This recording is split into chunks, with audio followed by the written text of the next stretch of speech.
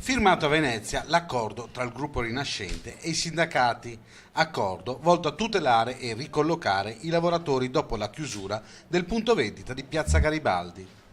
Alla presenza dell'unità di crisi della direzione lavoro della Regione Veneto, voluto dall'assessore Elena Donazzan, della provincia e del comune di Padova, sono state messe nero su bianco le garanzie per il futuro di lavoratori e lavoratrici.